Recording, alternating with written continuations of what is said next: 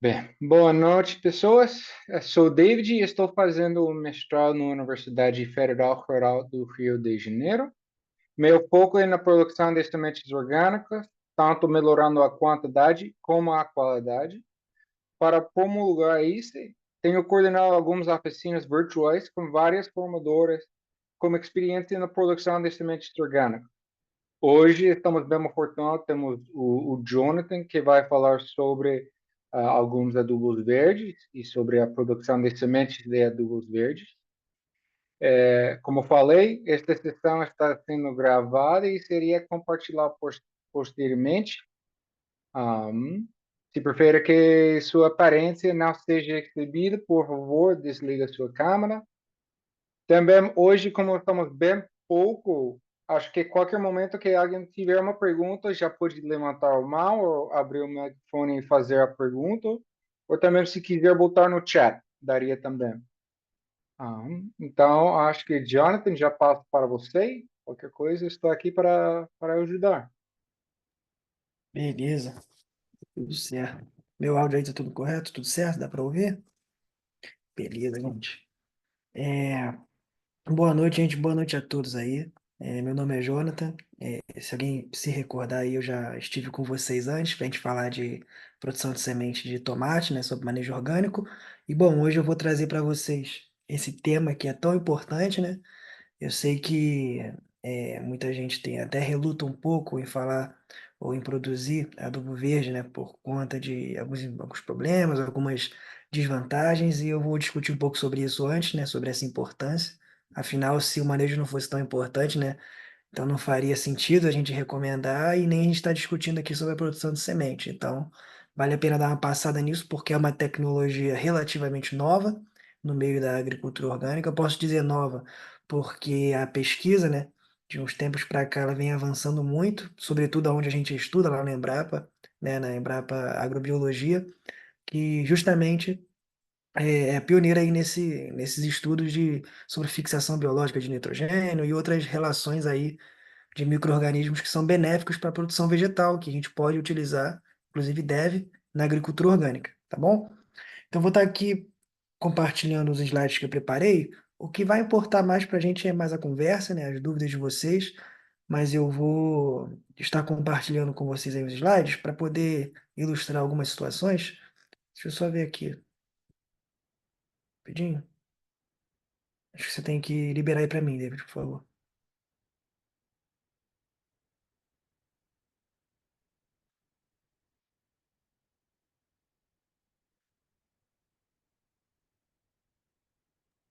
Agora? Deixa eu ver aqui. Beleza. Sim? Deu certo? Beleza. Tá enxergando aí? Tudo certo? Deixa eu ver. Tá passando aí os slides? Tá sim, tudo Sim? certo. Sim. Beleza, gente. Vamos começar então. Bom, para começar, né, a nossa conversa, eu queria dar uma pequena pincelada em algumas coisas que eu considero importantes, né? Primeiro que a gente fala de fixação biológica, adubo verde, a gente já fala lá na frente da técnica, tem que plantar uma planta de determinada espécie, depois tem que incorporar ela no solo e vários benefícios. Mas calma, né? Querer um pouquinho de calma para a gente entender. Porque para a gente poder entender os benefícios dessas plantas de cobertura, que a gente chama, né, a gente precisa antes saber o que que elas fazem, ter uma pequena base. E aí, o que eu gostaria de dizer primeiramente é sobre esse nutriente, que é tão importante, que é o nitrogênio. O que que é, né? O que que é isso? Então, o nitrogênio nada mais é do que uma molécula, que é um elemento químico, está lá na tabela periódica, e ele aparece na natureza de várias formas e ele tem muitas funções. Na planta, esse nitrogênio ele vai servir principalmente para poder compor, né, algumas moléculas ali orgânicas de aminoácidos que vão gerar proteínas, e aí as proteínas elas são formadoras de tecido. Ou seja, tudo aquilo que é um tecido da planta, você vai fazer o caule, as folhas, tudo que vai formar na planta quando ela crescer, ela necessita desse nutriente em grande quantidade, porque é através dele justamente que esses tecidos vão ser formados. Então, a principal função do nitrogênio é crescimento e estrutural. Por isso que, e aí já explica algumas coisas também que a gente vê no nosso dia a dia de plantação, né? A falta desse nutriente, o que que gera? Vai gerar uma planta mais fraca, não vai crescer tão bem, o amarelecimento das folhas. Então, é muito comum e está intimamente ligado com a função que esse nutriente tem para a planta. É o que compõe o nosso NPK, que a gente chama, o adubo NPK, é justamente o nitrogênio, é a parte N, que é o N representa o nitrogênio. E bom, dentro da agricultura orgânica a gente vai ter outras fontes, mas na agricultura convencional a gente conhece aí a ureia, na agricultura orgânica a gente conhece torta de mamona, todas essas substâncias, elas contêm esse nutriente nitrogênio. Não são ele puro, porque ele acontece na natureza de várias formas diferentes, tá bom? Então, com essa pequena base, sabendo o que que ele é bem interessante saber como que ele ocorre na natureza e como é que ele vai entrar nesse nosso sistema de plantação, como é que ele vai conseguir entrar na nossa lavoura, né? Naturalmente, esse nitrogênio, ele está numa forma química na nossa atmosfera, ele vem de uma forma natural como um gás, chamado N2, que são duas moléculas de nitrogênio ligadas juntas uma na outra, e a planta não consegue absorver esse nitrogênio do ar.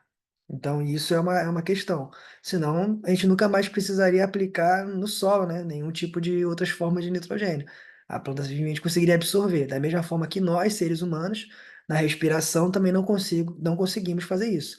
A gente precisa se alimentar de alimentos que contêm nitrogênio, justamente para conseguir ter esse elemento no nosso corpo e formar as nossas proteínas, assim como as plantas.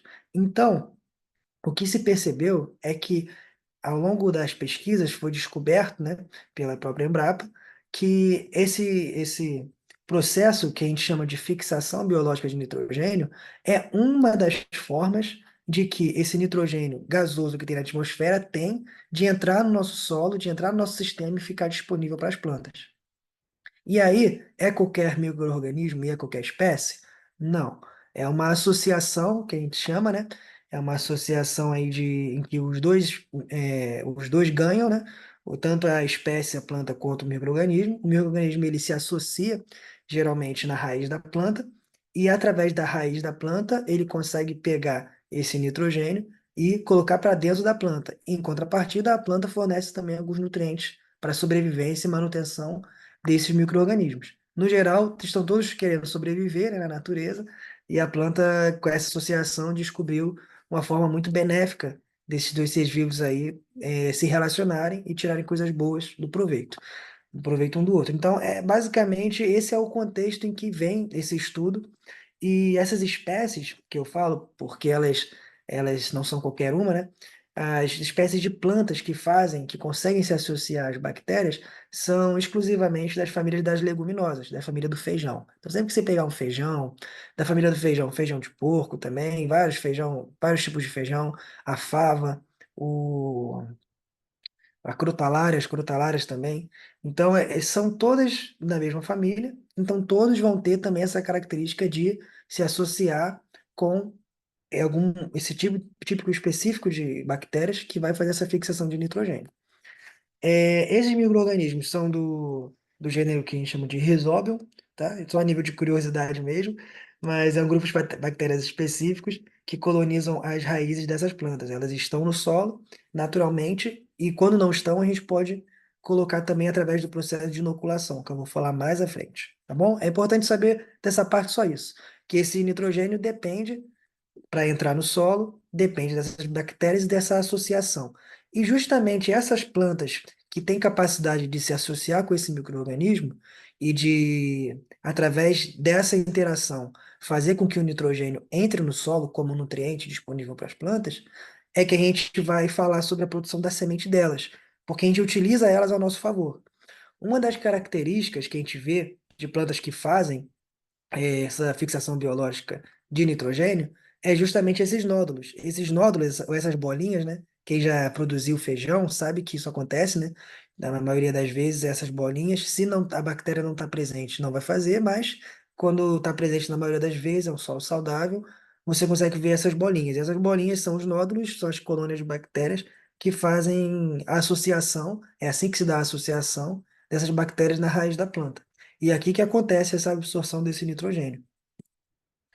E aí, uma das coisas importantes, um conceito também, o último conceito base para a gente começar a entrar no mérito da produção, do que são essas plantas e dos manejos que a gente vai utilizar a nosso favor com essas plantas, é esse conceito de mineralização e imobilização.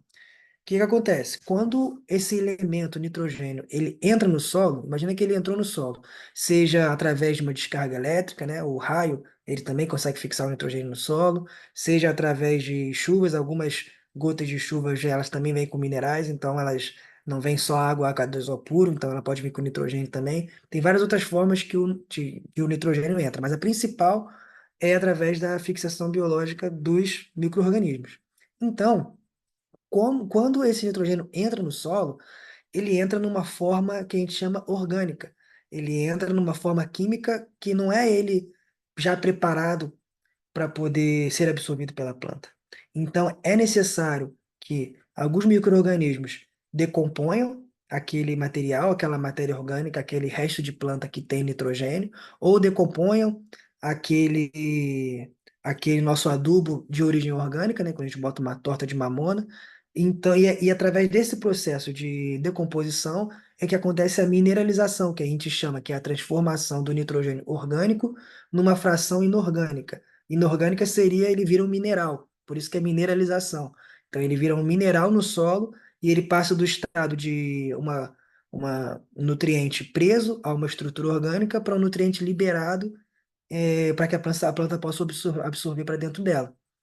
Então, quando a gente utiliza plantas ricas em nitrogênio, depois a gente corta elas e incorpora elas no solo, esse tecido vegetal rico nesse nutriente, quando ele é decomposto pela bactéria, essa forma de nitrogênio é liberada no solo. Então é assim que acontece o processo de mineralização.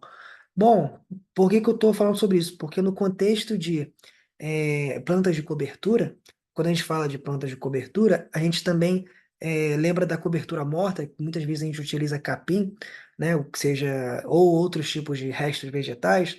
De certa forma é bom que você está acrescentando matéria orgânica no solo, mas de outra forma também acontece o processo de imobilização. Então, quando o tecido vegetal que você bota no solo para ser decomposto não é rico em nitrogênio, né? Quem chama isso de relação CN, trazendo um pouco mais né, um pouquinho mais para a área acadêmica, então não vai acontecer a liberação ou a mineralização desse nutriente que é o nitrogênio. Ele não vai ficar disponível. Muito pelo contrário, você vai colocar uma coisa que a bactéria gosta muito de comer no solo, que é o outro nutriente chamado carbono. Então, o carbono, as plantas, o tecido das plantas são formados basicamente por carbono, nitrogênio, hidrogênio e em algumas moléculas o oxigênio. Então, essas moléculas elas vão estar de formas complexas associadas, né? E, e por conta disso, elas vão estar ali disponíveis no solo para os micro-organismos poderem consumir. Quando você bota uma planta que ela é rica em carbono, mas não tem muito nitrogênio na composição, a bactéria que está ali no solo, ela não só come, né, ela vai comer, digamos assim, né, aquele carbono, aquela parte vegetal, e vai comer junto o nitrogênio que estava no solo, porque tem pouco. Então, se a planta decomposta não é rica em nitrogênio, que é o caso da maioria das outras, então aquele nitrogênio ainda que tem no solo vai ser também consumido junto com esse carbono, com esses outros restos vegetais que são ricos em carbono e não são ricos em nitrogênio.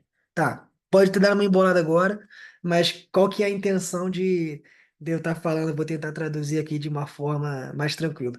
É que quando você coloca uma planta que não é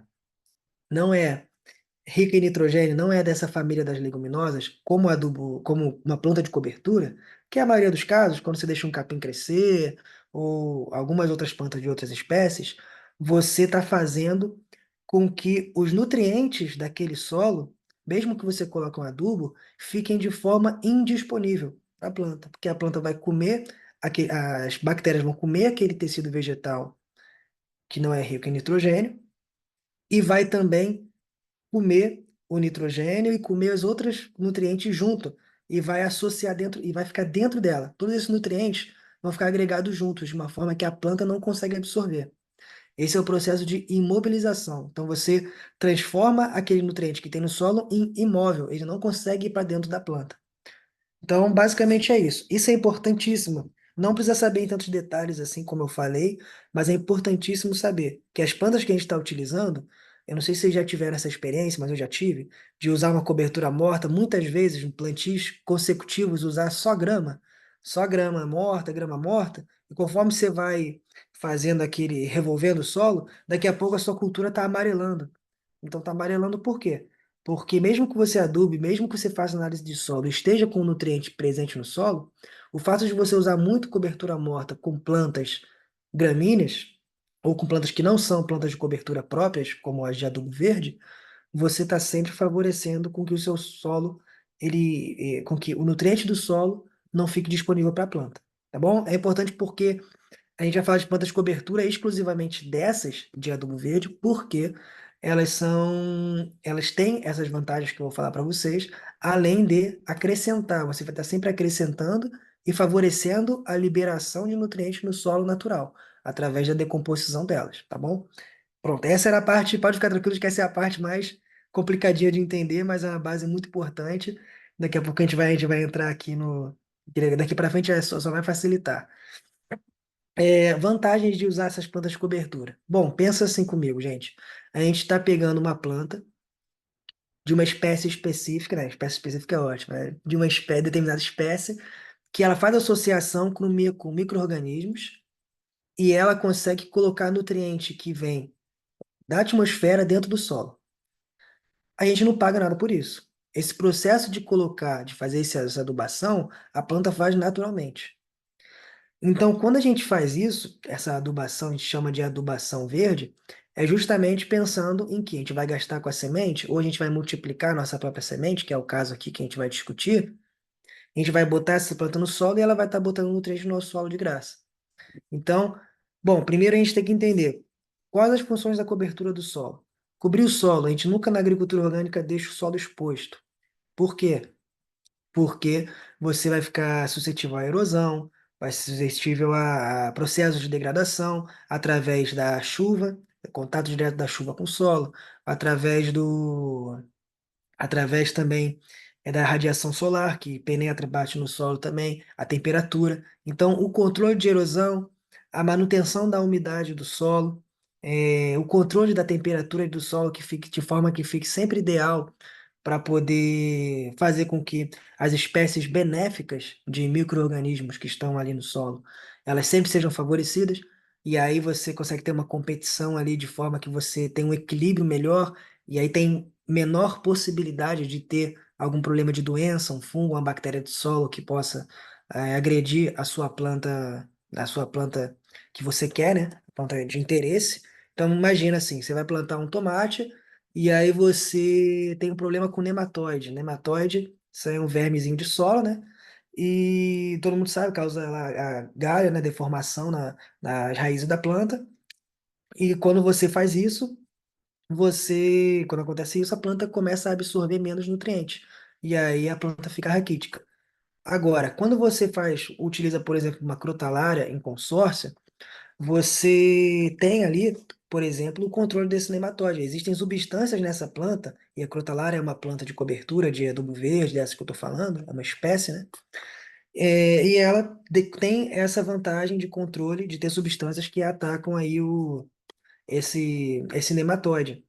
Então, é uma forma de você recuperar um solo que está para você poder que está sendo prejudicado aí.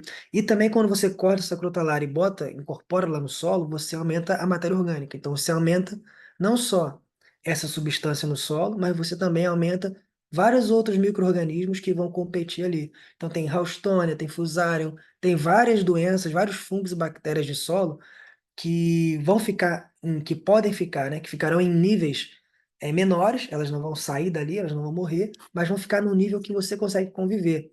E aí isso é importante porque os sistemas orgânicos de produção, eles têm esse objetivo, né, de ter uma maior resiliência a pragas e doenças. E como é que isso acontece? Quando a gente consegue trabalhar com consórcio, com plantas de cobertura, e não só com aquela visão de agricultura de limpar a área toda e jogar monocultura, né? Uma cultura só e achar que vai dar certo. tá? Então, essas vantagens que eu falei, ela acrescenta matéria orgânica, favorece o crescimento de micro-organismo benéfico. Outra coisa, isso pouca gente fala, isso é interessante. Muita gente reclama muito da capina, né? Porque a gente não tem herbicida no sistema orgânico de produção, a gente não trabalha com herbicida. Então, como é que seria interessante? A gente trabalha com capina, a gente trabalha com o corte da planta, a gente trabalha com plantas de cobertura, porque uma das maiores formas de você abafar o mato e plantas daninhas é através do controle da luz, da luminosidade. Se você cobre o seu solo, aquelas plantas que estão embaixo dificilmente vão conseguir crescer por falta de sol. Agora, se você no verão, imagina aqui eu tô aqui no Rio de Janeiro, né? Não sei onde vocês estão, mas eu tô aqui no Rio de Janeiro. Então imagina num verão, tá sol, chuva direto, o quanto que não cresce o mato. Cresce bastante. Então, para isso não atrapalhar a gente no sistema orgânico de produção, a gente tem que ficar capinando. Capinando, toda semana tem que ir lá e tem que capinar. Mas se você planta uma planta de cobertura de adubo verde, você plantar em consórcio, você não precisa capinar. Mas por quê? Primeiro, você vai ter menos capina, você vai ter menos poda, na verdade, né? Você vai fazer uma poda delas, porque você não vai precisar de tanto assim, porque elas crescem de forma mais devagar do que as outras, porque as outras plantas são mais, como é que eu posso dizer? De uma forma menos acadêmica.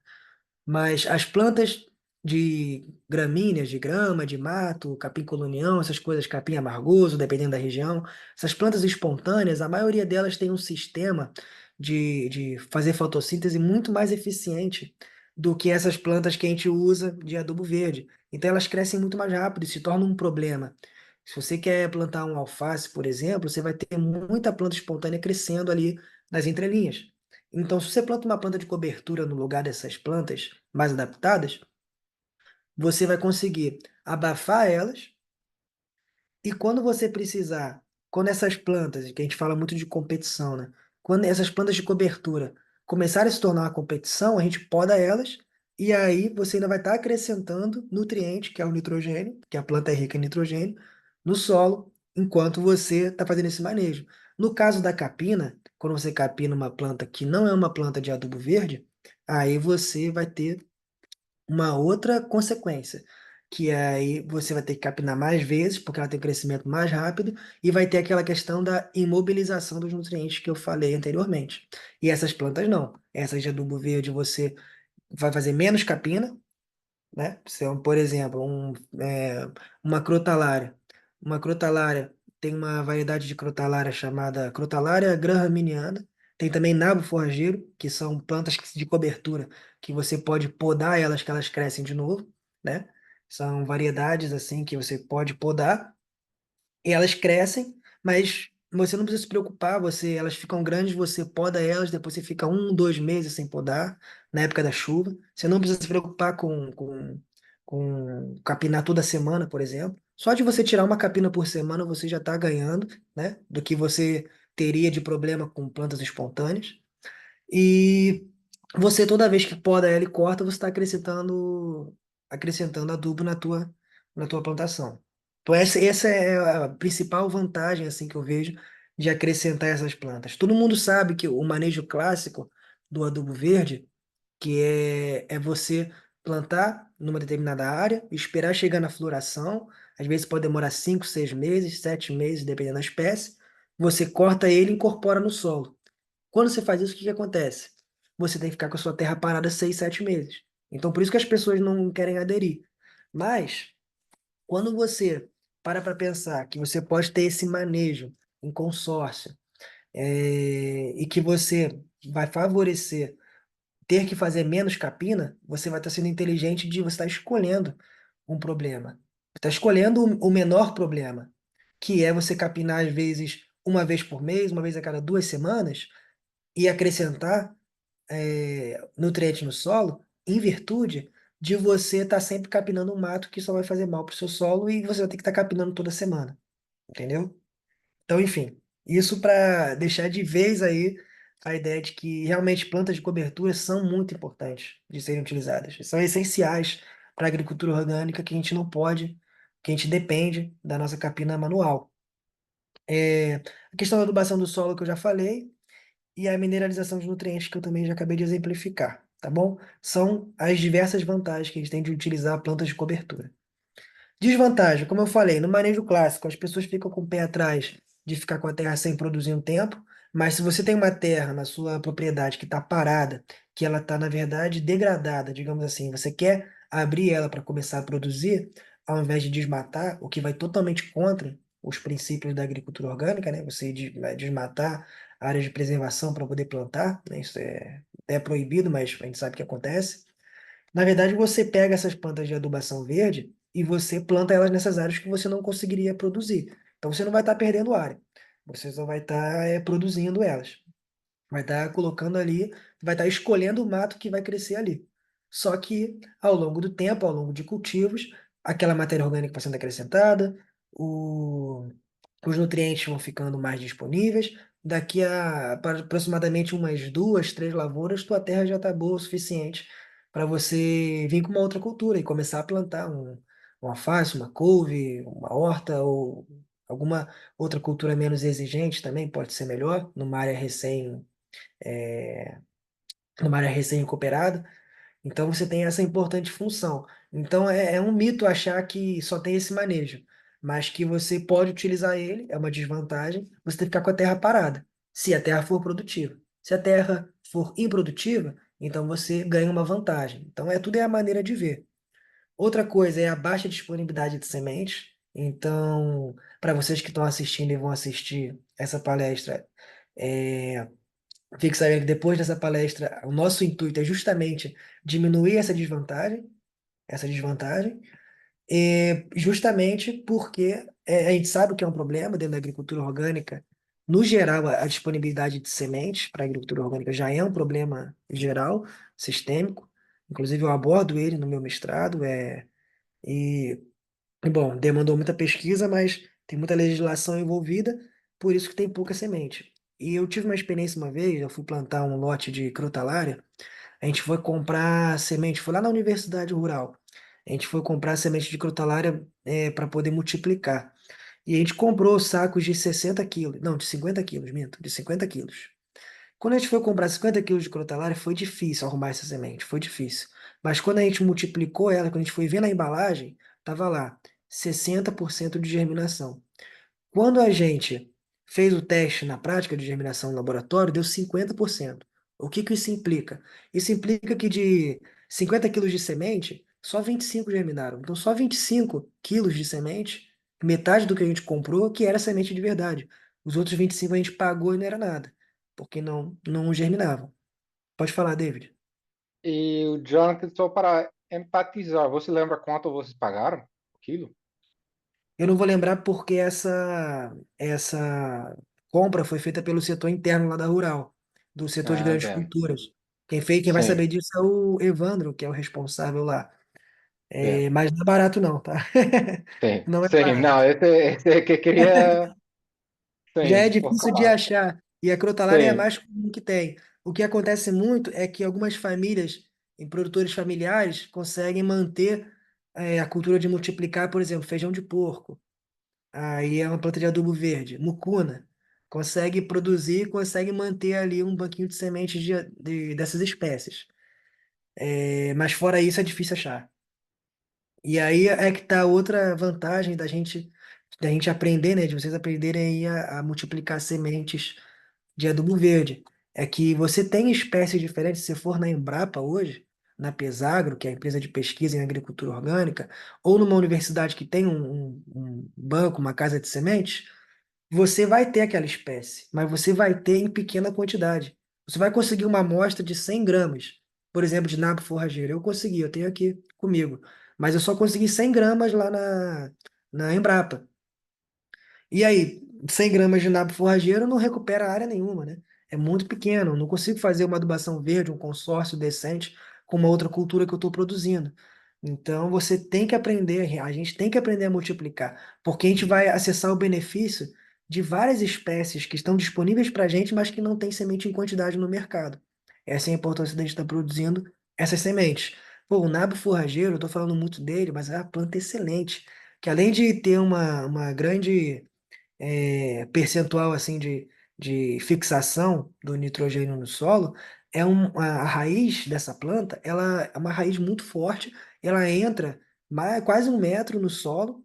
Quando você tira ela, arranca essa planta, ela já faz o preparo do solo automático. Você está fazendo, vira um subsolador natural, né? Então, se você tem uma terra muito compactada, você usa essa planta, quando você tira ela, é mais do que o suficiente para você descompactar seu solo e acrescentar o nitrogênio, acrescentar o nutriente.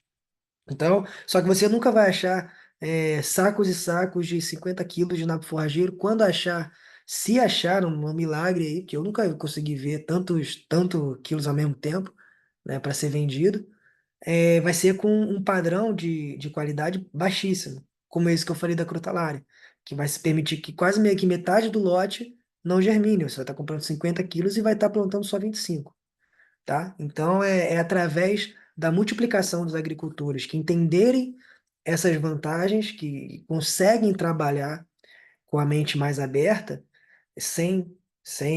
óbvio, sem se prejudicar, ninguém, todo mundo aqui também está visando, na verdade, o financeiro também, né?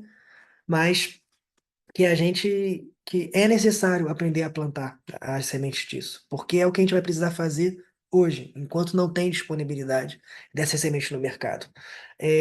Bom, a gente precisa não só, sobretudo, produzir essas sementes de forma, é, não só produzir, né? Porque no convencional essas sementes ainda nem eram orgânicas.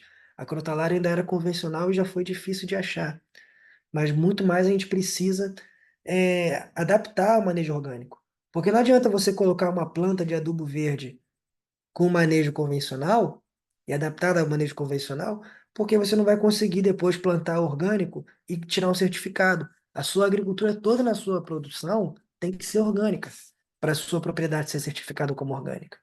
Então, da mesma forma que a linhagem genética lá das sementes do tomate, das sementes do alface, ela tem que ser uma linhagem adaptada a produzir e performar dentro do contexto da agricultura orgânica, também a gente vai precisar produzir sementes de adubo verde que vão responder em cobertura do solo, em quantidade de nutrientes que elas vão conseguir colocar no solo para a gente. Elas vão ter que ser adaptadas a essas condições. Senão, o que que adianta? Eu planto um monte de adubo verde, pega a doença, morre tudo. Então, gastei o plantio, gastei semente e não deu certo. Porque essas plantas também, embora menos, são suscetíveis a pragas e doenças. Então, a gente precisa ter um bom manejo e sementes adaptadas para poder plantar sementes e multiplicar sementes de adubo verde, sementes de plantas de cobertura, no manejo já orgânico, tá? Então essa é a importância, justamente por conta dessa legislação toda aí que a gente vê, que é a Lei de Orgânicos, que aí considera, né, a integridade cultural, sustentabilidade econômica e ecológica. Essa prática de cobertura do solo, gente, ela é perfeita, assim, ela é essencial. Ela é essencial. Tá? A gente está aos poucos, ainda com muita resistência, conseguindo fazer com que alguns agricultores utilizem, mas ela é essencial. Sei que por vocês estarem aqui hoje, já estão interessados, muitos já usam, então às vezes o problema é só a falta de semente mesmo. Por conta disso, eu vou entrar aqui no mérito de como é que vocês vão produzir essa semente da melhor forma. A minha experiência prática produzindo semente de adubo verde foi lá na universidade. Ficava responsável pelo banco de sementes, então eu gostava muito de plantar. Então eu sempre botava, e esse era o que dava menos trabalho. Plantar semente para adubo verde é muito tranquilo, é o que dá menos trabalho. Então a gente plantava logo 1.000 metros quadrados lá, de diferentes espécies de adubo verde, justamente para a gente poder depois fazer doação para os produtores locais. E nessas minhas experiências eu já plantei algumas vezes, pode botar umas 6, 7 vezes aí, alguns campos que eu fiquei responsável, tinha uma equipe de campo. E todos deram certo, porque são plantas muito tranquilas de cultivar. Então, na primeira fase quando a gente vai pensar, a gente chega no campo, e a gente vai pensar em produzir sementes de adubo verde. Quem viu a última palestra de multiplicação de semente de tomate vai ver que tem muita coisa aqui que é igual. Por quê? Porque o nosso protocolo de produção de semente é muito parecido. O que vai mudar é somente as especificidades de cada espécie. Então, muita coisa aqui é repetida, mas é para a gente entender que a gente não tem como reinventar a roda na produção de semente. A gente tem que prezar por qualidade. E como é que a gente vai prezar por qualidade? plantando na época certa para colher na época que não chove, porque semente com muita umidade, quando você colhe numa época com muito úmida, ela perde qualidade. Selecionar plantas que não estejam doentes, plantas perfeitas, entendeu? Fazer todo o manejo de beneficiamento e de armazenamento da forma correta, de acordo com o que a gente pode fazer na agricultura orgânica, justamente para a gente prezar pela qualidade dessa semente. Então, a gente tem que planejar as fases de cultivo. A crotalária, por exemplo, você pode esperar uns 6, 7 meses no campo. Então, pô, se eu aqui no Rio de Janeiro, a época de seca que eu tenho é julho, mais em julho, agosto, início de agosto, mais para julho, então a crotalária demora 7 meses. Quando que eu tenho que plantar ela? Lá em janeiro. Então, se eu planto lá em janeiro, aproveitar as chuvas de verão para plantar a crotalária, eu posso ter certeza que eu vou começar a colher ela em julho, agosto. E aí, que é a época que menos chove. E aí eu vou ter sementes de alta qualidade dessa planta crotalária essa planta de adubo verde.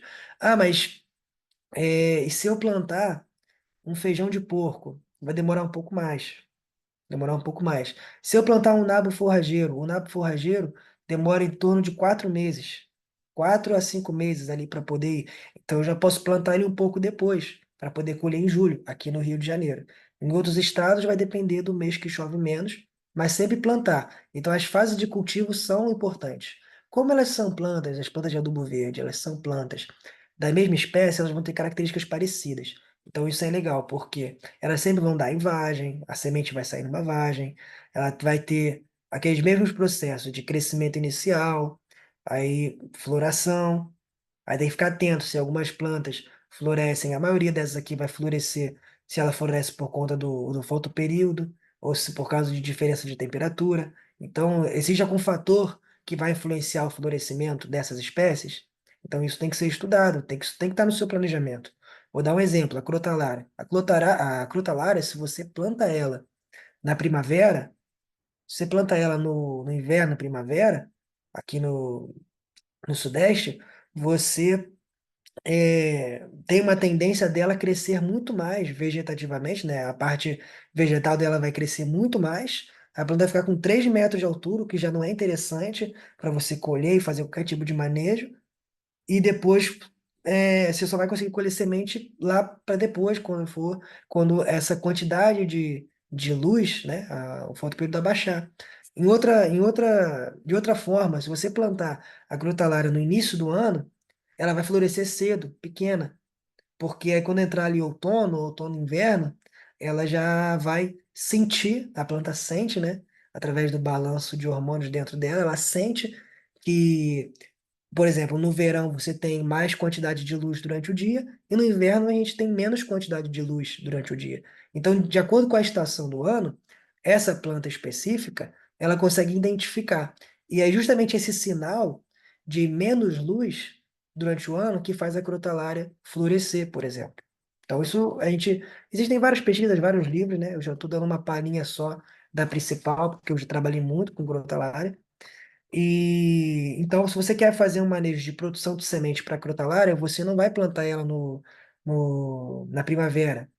Você vai plantar ela no início do ano, março, ou ali mesmo, fevereiro, março, janeiro, para você colher mais ou menos no meio do ano e você aproveitar que outono e inverno, a quantidade de luz dos dias diminui. E aí a planta vai induzir o florescimento dela.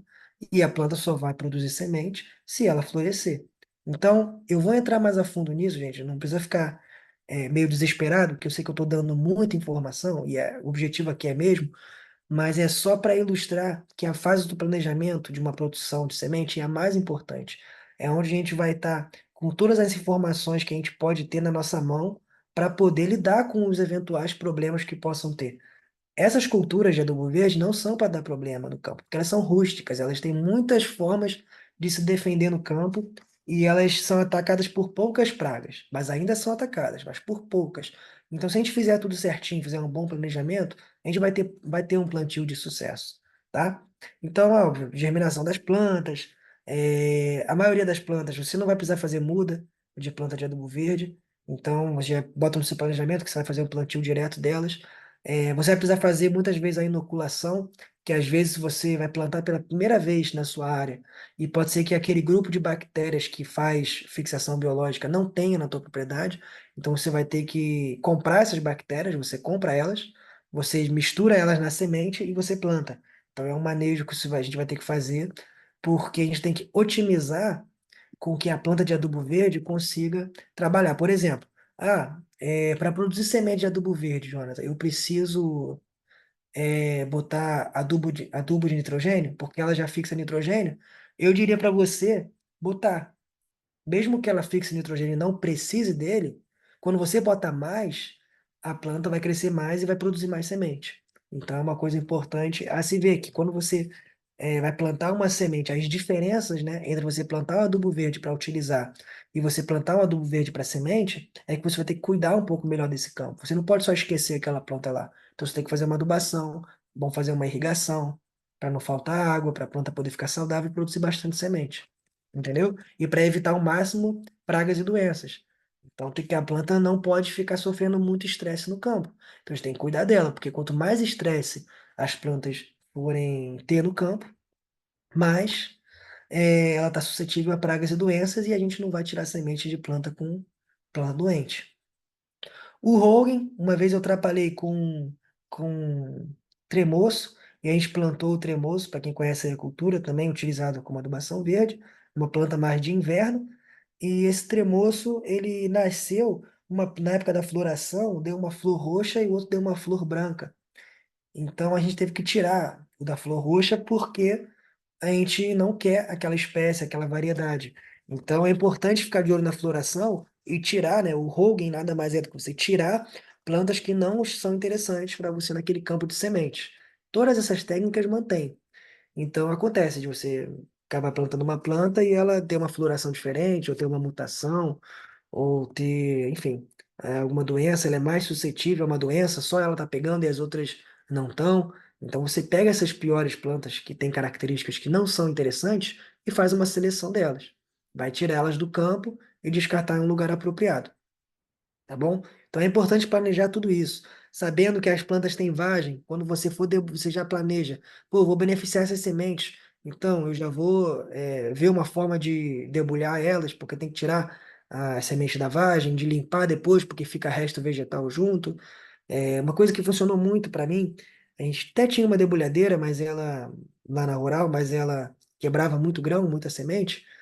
Ela quebrava muito, então a gente começou a passar o carro em cima. A gente botava uma lona plástica, botava ali a, a vagem de crotalária, já seca, né? Fazia uma secagem nela, porque senão ela fica muito flexível, para ela poder quebrar mais. E passava o carro, mas ou aquele pneu, né? Por mais que o carro tivesse um peso, o pneu é de borracha e não tinha nenhum dano. E a gente não teve muito menos quebra, no caso do feijão, por exemplo, no caso da crotalária de quebra de semente. Então, a gente já planeja como é que já faz esse beneficiamento. Então, isso é importante na época, na questão da produção de sementes. Ah, então, aqui, dando uma pincelada, é importante conhecer as fases de cultivo. O que geralmente é uma limitação para a produção de adubo verde é que geralmente ou a pessoa produz semente ou ela produz para adubo verde, porque o momento certo de você incorporar, de você fazer a poda daquela planta e botar ela no solo, ela vai ser o momento da floração. E se você não deixar florir, a planta não vai fazer semente. Então, as fases de cultivo são importantes. Justamente você pensar, depois da floração, uma parte da planta, vou dar um exemplo só para ficar mais claro, no caso da crotalária. Uma parte da crotalária vai florescer, e aí você vai ver, essa parte eu vou cortar, ou essa parte aqui eu vou deixar para semente do meu plantio? Porque o que você usar para semente, o que você cortar, você vai botar aquele nutriente no solo. E o que você botar para semente, a crotalária ela vai desenvolver, ela vai passar por outros processos de maturação da planta, e quando você colher a semente, aqueles restos vegetais de crotalária que está mais velho, tem uma característica diferente daquele resto de planta que você incorporou, usou como adubo verde. Também é útil. Qual que é a diferença entre os dois? Quando você deixa a planta amadurecer um pouco mais, ela vai ter mais, como é que eu posso dizer? Ela vai, como a gente chama de como se fosse calcificar ou lignificar, ela vai ficar mais fibrosa Então ela vai ser mais difícil de ser decomposta. Então você vai ter uma liberação mais lenta daquele nutriente que está na planta.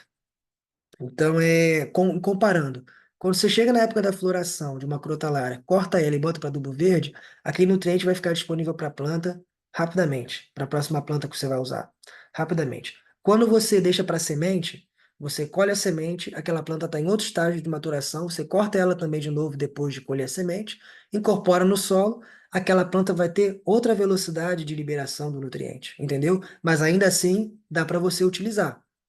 Então é importante saber as fases de cultivo, né?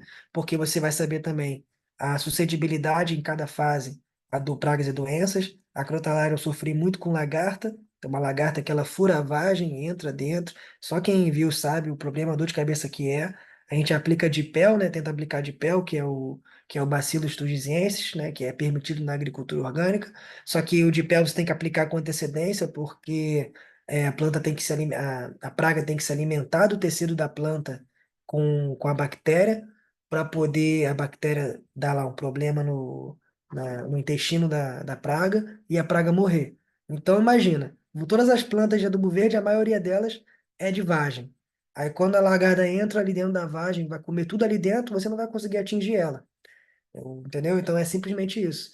Então você tem que ter um cuidado com as fases de cultivo e estar planejado para, antes de começar a formar vagem, por exemplo, nessas plantas, você aplicar alguma coisa para lagarta.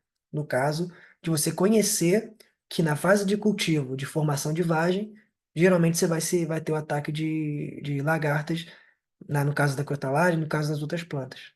Então, essa fase de cultivo é importante conhecer. A maturação fisiológica, uma vez eu lembro que eu me enganei, foi engraçado até, que eu perguntei para um amigo meu, eu estava na graduação ainda, plantando crotalária, uma variedade chamada Ocroleuca, Crotalária Ocroleuca, e a vagem dela na maturação, ela ficava preta. Ela era verdinha, ficava amarelada, ficava bonita. E do nada ficava preta. No meu caso, eu levei um susto, porque foi a primeira vez que eu vi, então eu achei que começou a pegar a praga. Pronto, pegou a doença, pegou um fungo.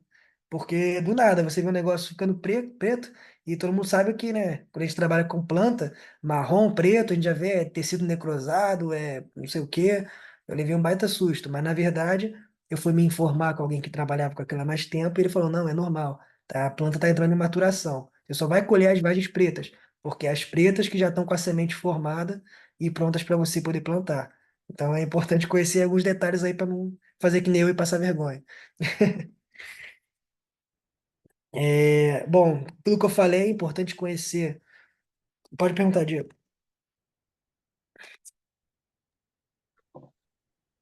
Ô, Jonathan, você falou da questão das pragas no cultivo da crotalária, né? Uhum.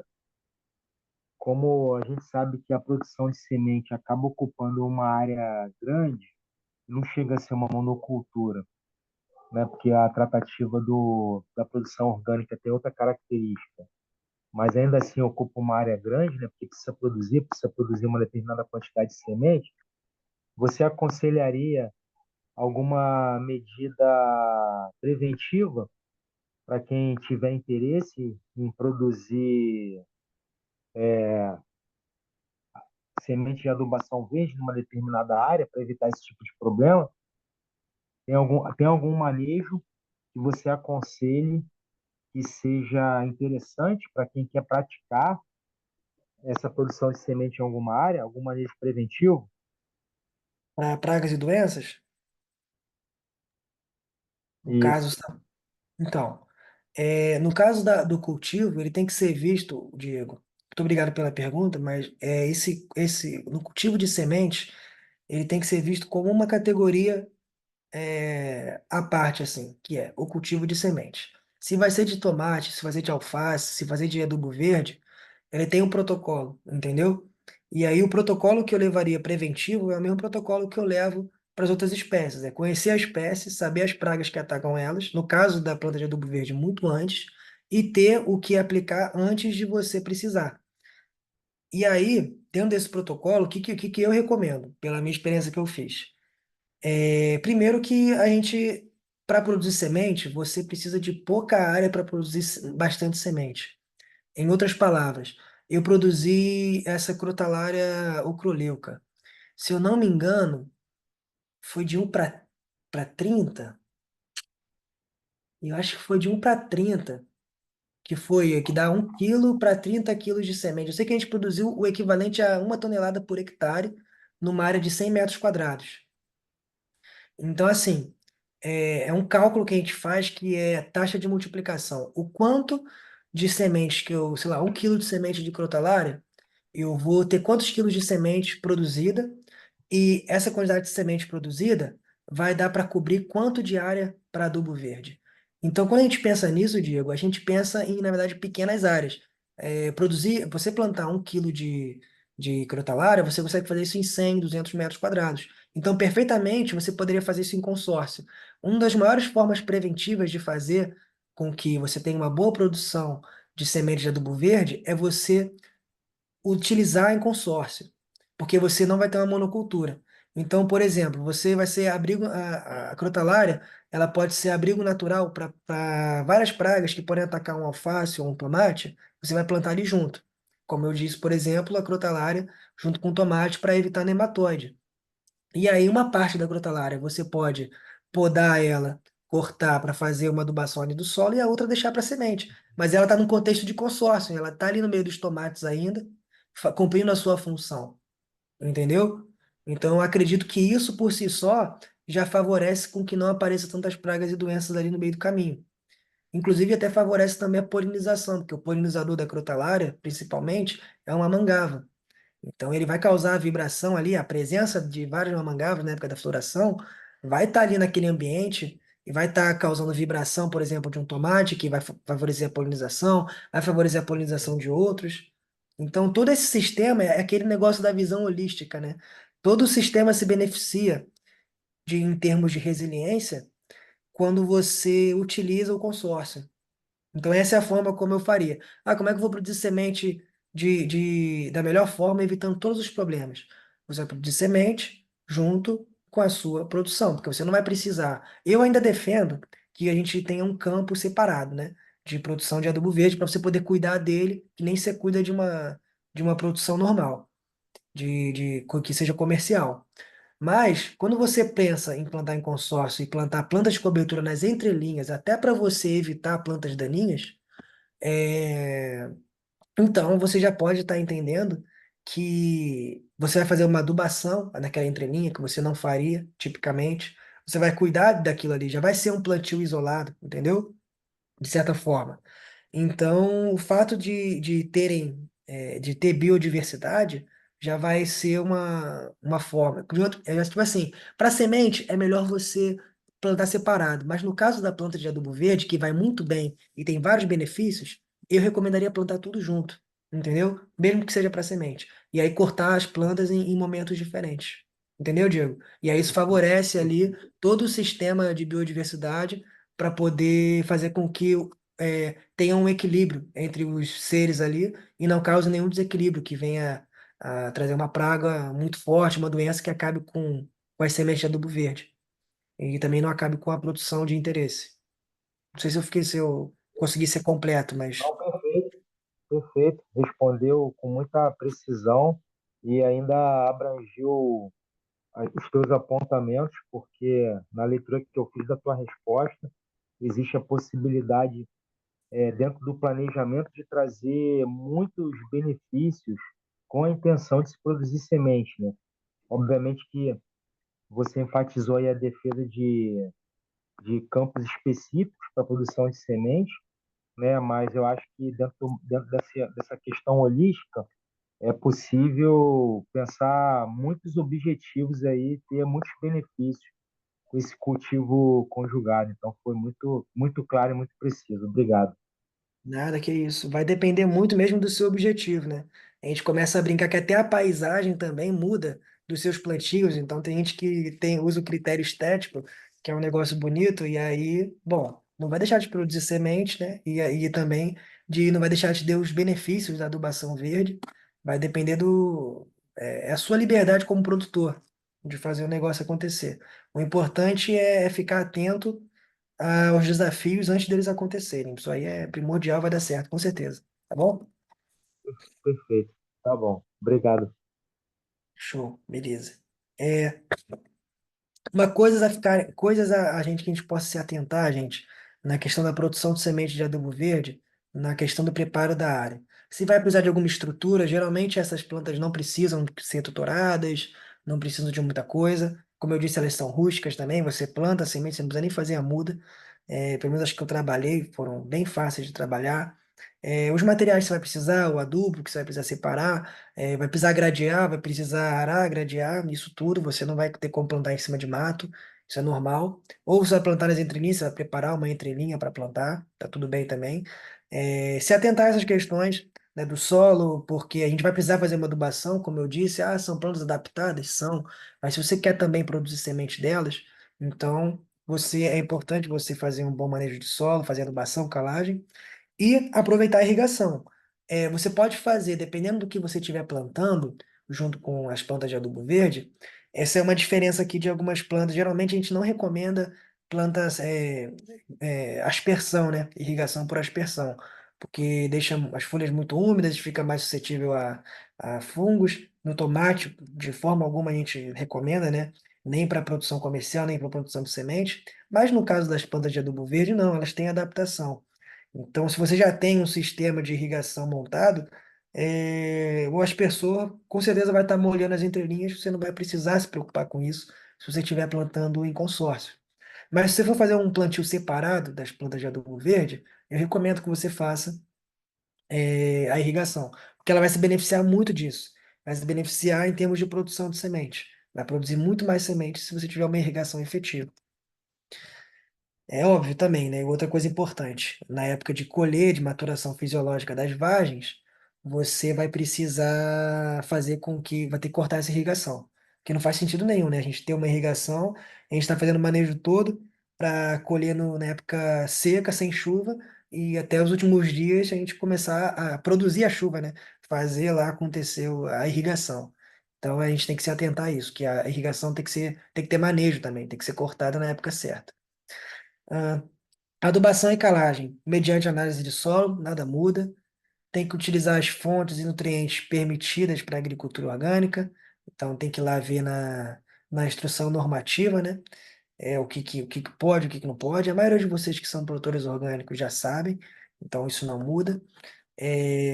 A eficiência de absorção também dos nutrientes é importante ver. E também é interessante saber que as plantas elas de adubo verde, elas também vão se comportar como muitas plantas de cultivo normal. Então, elas não vão absorver todo o nutriente numa fase só. Elas vão absorver com quantidades diferentes. Por exemplo, na floração, a planta de adubo verde, ela vai pegar muito mais nutrientes do que na época vegetativa. Então, a gente fazer um parcelamento da adubação é sempre bem-vindo. Eu sempre fiz, geralmente para crotalária e para crotalária e para tremoço e para nabo forrageiro, eu faço adubação de cobertura, eu faço com torta de mamona. Eu colocava em torno, óbvio, para o solo que a gente tinha, né? A gente já tinha uma ideia, mas eu botava em torno de 70 gramas de torta de mamona com 6% de nitrogênio, né, nas entrelinhas. Sempre deu certo, sempre. Vou mostrar para vocês depois uma foto de um plantio que eu fiz, e aí vocês vão ver como é que dá certo. Então é importante se atentar a isso, fazer um planejamento dessa adubação. A irrigação aqui, gotejamento ou aspersão. Se for uma área pequena, vale a pena fazer gotejamento se você tiver sistema e não for caro para você, porque aí você vai evitar, como eu disse, o aparecimento de pragas de várias doenças, mas você ainda é permitido, não é terminantemente, tecnicamente proibido, você utilizar aspersão, porque as plantas aguentam sem causar muitas doenças, tá bom? Pensar sempre em automatizar e qual que é o custo disso. Eu fiz um trabalho recente de irrigação e realmente o sistema de irrigação não está saindo barato para a gente poder ficar brincando disso. Então, se você tiver uma área na sua propriedade em que você destine, eu sempre acho isso a melhor ideia, a produção de semente, independente de você produzir semente que você vai usar, seja de alface, de tomate, ou você produzir semente de adubo verde, ou tudo junto, você tem um campo de produção de semente biodiverso, se você puder, na medida do possível, já compra um sistema de irrigação dimensionado para aquela área que você vai usar. entendeu? Você separa uma área da sua propriedade para você tratar da melhor forma possível, que ela tenha a melhor irrigação, a melhor adubação, aquela área específica, que pode ser pequena, entendeu? Porque é mais importante você ter uma semente de qualidade, garantir a qualidade na semente e depois plantar e ter resultado, do que não ligar muito para a semente e depois querer corrigir o problema no cultivo. Quando você, por exemplo, quer produzir semente de alface, cuida muito bem dele. E não tenta cuidar depois que o alface já deu uma semente ruim, você planta a semente, faz a muda, e aí você vai vender o alface comercial, e aí você vai querer fazer um monte de coisa para aquele alface ficar bom, se ele não estiver indo direito. Não é o caminho. O caminho é procurar um sistema de irrigação, o caminho é procurar uma adubação consistente, que condiga ali com a sua situação, produzir as melhores sementes possíveis. Holding, como eu já dei uma pincelada, plantas doentes a gente tira do campo para evitar mais doença, plantas com características diferentes, tem um local de descarte, se for doença braba, então você tem que ter um lugar para queimar, né? Queimar essas plantas, porque realmente não dá para conviver no sistema orgânico alimentando pragas e doenças. Então, justamente é importante esse manejo. E a questão da colheita, ficar ligado que é mais importante para a produção de semente dessas espécies, a maturação fisiológica. Como eu disse e repito, a maioria vai vir em vagem, então a vagem ela tem um ponto de ser colhida. Quando ela estiver muito macia, muito, não dá para colher. Se ela te passar muito, ficar muito seca também, ou muitas vezes, porque às vezes cai uma chuva fora de época, a semente pode até acabar germinando dentro da vagem, então tem que ficar de olho, tem que ir no campo ver como é que ela está. Não tem jeito. Esse é o único manejo que a gente tem que ter, perto da colheita, maturação fisiológica, é avaliar quando que vale a pena começar a colher a sua produção. É, seleção de plantas, seleção de vagem, isso é interessante porque tem plantas que estão saudáveis e a vagem começa a dar problema. Uma vez eu plantei, e agora falando do feijão, né? Nesse caso não foi nem adubo verde, mas foi uma experiência com feijão, feijão vagem. Eu plantei feijão vagem e quando a gente foi colher, a gente observou que algumas plantas davam 10 vagens por feijão, outras davam 6, outras davam 4, outras davam 8. Então, bom, se eu quero manter uma boa genética, eu vou colher as plantas que deram mais vagens, vai ter maior produtividade naquela área. Correto. Então, seleção de plantas passa pelo critério da produtividade, passa, desculpa, passa pelo critério da saúde, aquela planta foi tolerante, resistente a pragas e doenças que tem na sua propriedade. Porque quando você for plantar elas de novo para utilizar efetivamente como adubo verde, você vai querer que elas cresçam com bastante vigor, tenha bastante matéria verde. Todas as características positivas para uma planta de cobertura de adubo verde, você vai tirar semente dessas plantas que obtiveram o melhor resultado. Então, o critério da seleção, ele é universal para a produção de sementes. Nesse caso de aproveitamento da polpa, na verdade nem da polpa, porque eu recuperei um outro slide, mas ele é aproveitamento das vagens. Esse material, gente, quando você debulha a vagem, resto de cultura, ele é riquíssimo para você fazer compostagem. Então é uma ideia aí, se você quiser fazer compostagem, utiliza as vagens, né? Porque muitas vezes a gente vai. Vamos lá, vamos imaginar a situação. Deixa eu botar numa situação para ficar mais claro. Você vai produzir um feijão de porco. Aí o feijão de porco, você vai deixar uma parte, você vai incorporar na floração e a outra você vai deixar para semente. Nessa que você incorporou na floração, beleza. Tá ali, os nutrientes foram para o solo. A outra, a maior parte do nutriente da planta foi para a semente. Quando você pega essa semente, colhe as vagens do feijão de porco, você vai ter você vai incorporar, né, aquele feijão de porco mais velho, ele vai ter uma liberação mais lenta de nutriente, mas você vai ter colhido as vagens dele. E aí você vai colher. Você pode colher as vagens só, que eu recomendo para você deixar aquela planta no solo para você incorporar ela, e você vai debulhar as vagens para tirar a semente de dentro e guardar as sementes. Depois você pega essa vagem, que também vai ser rica em nitrogênio, também vai ser decomposta no solo, mistura ali, entendeu? Então você aproveita, mistura no solo como mais matéria orgânica, ou pode botar em outra área para fazer substrato, para fazer alguma compostagem, para fazer um bom substrato. A gente sempre utilizava assim a palhada de adubo verde, que a gente não fosse utilizar naquela área, a gente sempre utilizava para compostagem. É um material muito rico. Hum, Questão de época de colheita, que eu já falei, sempre colhi no seco. Questão do beneficiamento, debulha, limpeza, classificação e secagem, principalmente, por quê? E aí eu posso falar com propriedade, eu trabalhei anos na unidade de beneficiamento de sementes, lá da Rural, e a gente sempre fazia. Sempre que vem adubo verde, o procedimento é esse. É secar, fazer uma pré-secagem, né? Numa estufa solar mesmo, para a vagem poder ficar mais dura, senão ela não consegue debulhar. É, passar o carro em cima, que é para fazer debulha, para tirar a semente da vagem, passar por sopradores, então passar por soprador para tirar a semente pesada, separar da vagem, depois classificação, pegar essas sementes e separar as sementes que são maiores das sementes que são menores, para você poder saber, porque as sementes maiores vão dar origem a plantas mais vigorosas, você vai poder utilizar ela para plantar de novo.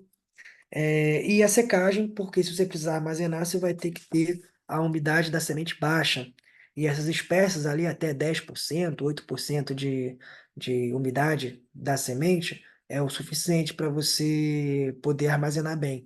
Diferente, por exemplo, de tomate, que a gente já exige um pouco menos, uns 7% de umidade, tá? Questão da embalagem não difere, você pode botar em garrafa PET ou garrafa, ou você pode botar aqueles garrafões de água também, porque você vai produzir em bastante quantidade. Então eu vejo muito isso, aqueles garrafão de 20 litros de água cheio de feijão de porco, então funciona.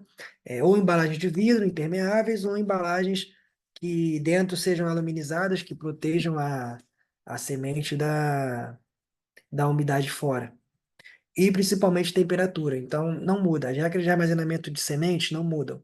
Temperatura baixa, umidade baixa. Você vai ter sementes aí durando muito, tá? Testes laboratoriais, pureza, teste de germinação, vigor, principalmente teste de germinação, porque você vai ser capaz de produzir sementes que vão. Você pode comprar uma crotalária, que foi o que aconteceu com a gente, com 60% de germinação. Quando a gente multiplicou, a gente fez o teste de novo, e não necessariamente, só porque a gente utilizou um teste com baixa germinação, que aquilo que a gente multiplicou vai ter baixa germinação também. A gente conseguiu mais de 80% de germinação no próximo lote. Então você pode multiplicar essa semente e a capacidade dela, as propriedades dela de qualidade aumentar em relação à semente anterior que você usou. Se você seguir esses controles de critério, entendeu? Então é importante os testes laboratoriais para atestar a qualidade da sua semente. E no caso do comércio, para quem se interessar em comercializar, né, tem aí toda a questão da legislação para estudar, legislação de orgânico, legislação de sementes. Eu acho que a gente pode, por enquanto, esperar um pouco, porque eu acho que a lei tem muito a mudar ainda, a lei de sementes, a lei de orgânicos, para poder interagir melhor e a gente poder colocar essas sementes no mercado. Então, acho que é interessante a gente avaliar no comércio aquilo que eu falei, o padrão de qualidade, a logística que a gente vai ter que ter para entregar e para poder armazenar essas sementes, e, de certa forma, a gente conseguir ter uma melhor organização. Mas se você pensa em fazer semente de adubo verde para comercializar, então é interessante ver os padrões, porque muitas dessas plantas, às vezes, não têm padrão definido de qualidade. Por isso que se permite que plantas, lotes com 50% de germinação sejam vendidos. Então é importante se atentar a isso. Vai ganhar, na verdade, mercado, né? Vai ganhar mercado quem tem a semente de melhor qualidade. E aí quando não tem padrão, o mercado se autorregula. Então, eu acredito que em termos de comércio de semente de adubo verde, fazendo isso tudo que eu falei, vocês vão ter as melhores sementes. E aí vocês vão poder comercializar e ganhar mercado, quem conseguir se legalizar para produzir, para vender elas. Gente, falei muito, basicamente isso. Se for ficar aqui aberto às perguntas, fiquem à vontade. Eu falei com o David hoje, eu não tenho tempo aqui. Eu posso ficar tranquilo até quando vocês precisarem, a gente vem conversando. Essa foto é minha dentro de uma produção de sementes de crotalária Júncia, lá na universidade. Então, uma das vezes que eu produzi, né? Esse campo, então, assim, é só para ficar aí claro também que realmente essa bagagem vem de experiência prática, e eu gosto muito de produzir semente de adubo verde porque dá um contentamento, porque é tranquilo, podem ir na fé, que são plantas bem tranquilas, não é igual plantar um tomate, não é igual plantar uma alface, não é igual tirar a semente de outras coisas aí mais difíceis, e vocês só têm benefícios a agregar para vocês, tá bom? Forte abraço.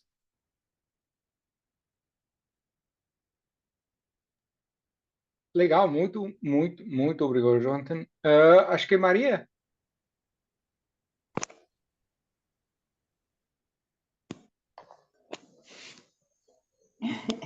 Não, para voltar. Pronto. Então, eu queria colocar, né, agradecer ao nosso palestrante de hoje, né? É sempre muito importante a gente ter um pouco mais de conhecimento, passar esse conhecimento. E eu queria colocar ali, teve até pergunta, né, sobre as larvas nas sementes, né? O que poderia ajudar a diminuir isso? Eu sou uma guardiã de semente e estou também tentando conhecer, pesquisar cada dia, e eu trago ainda muita coisa dos meus avós, meus pais. A propriedade aqui já está na terceira geração, e isso traz também um pouco mais de conhecimento. E a gente, hoje, eu sei que é a lua biodinâmica. No tempo dos meus avós era a lua. Nós vamos olhar se é lua cheia, se é lua crescente. Então era sempre dessa forma. Hoje eu sei que é o calendário biodinâmico e é como hoje eu trabalho, né? Então, para diminuir as larvas, o que eu tenho feito, que tem resolvido bastante, e até um último teste que fiz agora, há poucos dias, com milho, até que eu não tinha feito com milho, e tentei fazer justo por isso, é a questão da lua cheia, para tomate, para pepino, para tudo que é de vagem, tudo que tem ataque de larvas, né? Então, eu tenho feito esse teste e tem funcionado bastante, diminui muito, muito, eu até digo quase que zera, né? As larvas, o ataque de larvas nas vagens. Então, eu tenho feito para feijão, tenho feito para pepino, tenho feito para, no geral, né? E tem resolvido bastante. A questão da folha também diminui bastante doenças, né? Então, a partir ali, 2 dias a 5 dias antes da lua cheia e depois 10 a 15 dias ali depois. Então, tem ajudado bastante. E aí eu vi que teve pergunta, né? E além, né, de plantar variedades junto, cultivar outras cultivares junto, também olhando o calendário biodinâmico, né, ajuda bastante também. Era isso. Não, tá certo. Acho que a gente já conversou sobre isso também na outra palestra e realmente faz diferença, porque tudo que vai ser atacado por um tipo de praga, a gente tem que ir na agricultura orgânica, né? Agregar conhecimento e não ficar aí numa visão de, eu tô certo ou eu não tô. Na verdade, a gente tem que agregar e usar tudo a nosso favor, que a gente pode, porque a gente já fica muito vulnerável aí por não utilizar vários produtos que são nocivos, né? A gente tem que conhecer mais da natureza. Então, isso é válido também para a questão de produção de semente de adubo verde, porque são plantas que têm várias, também a família do feijão, vai se comportar da mesma forma. Nós Obrigado aqui pela... usamos a mucuna. A mucuna cinza é o plantio maior aqui. É Muito bom. muito bom, vale muito a pena. Tem que ter aquele, como é que pode dizer? Aquele controlezinho também, né, para não sufocar as outras plantas de interesse. Mas quem trabalha com poda sabe que isso já começa a fazer parte do dia a dia, sabe que é muito melhor podar a mucuna do que ficar capinando várias coisas que não vão agregar em nada, né? É importante, Isso aí. é importante você falar isso porque atesta o que a gente estava discutindo aqui, né?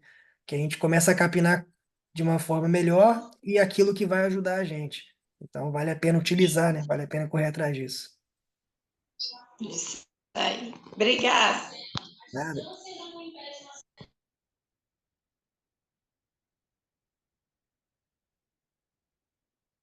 Bem, então, se não tiver mais perguntas, acho que já podemos ir fechando. Assim, Maria, Francisco, Diego, tem mais perguntas? Vamos seguir tão pequenos, não.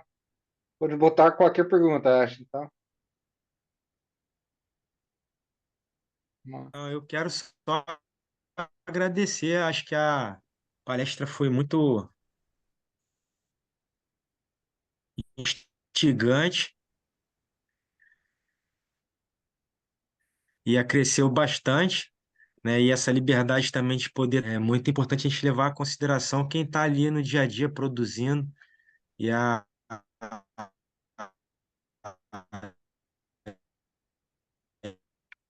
Diego, desculpa, mas está um pouco interferência da entrecortado. lua com a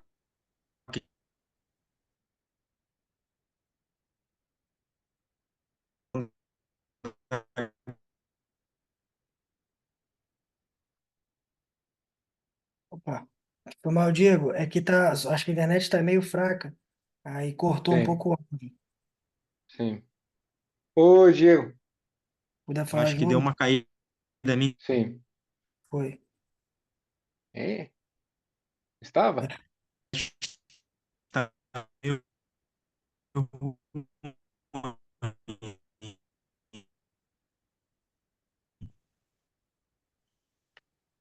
É, realmente caiu. Deu uma caída de Aí novo. sim.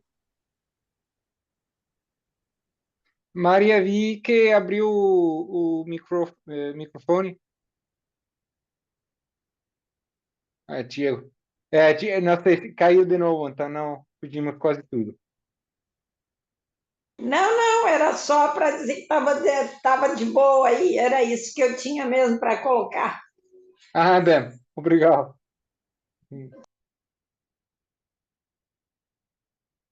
Diego, não sei se você Ótimo, a quiser minha tentar internet está uma. meio ruim mesmo, até desliguei o vídeo. Só queria agradecer, cresceu bastante e também poder escutar outras pessoas trazendo um pouco da experiência. É sempre muito bom. Parabéns aí a idealização, idealizador ao.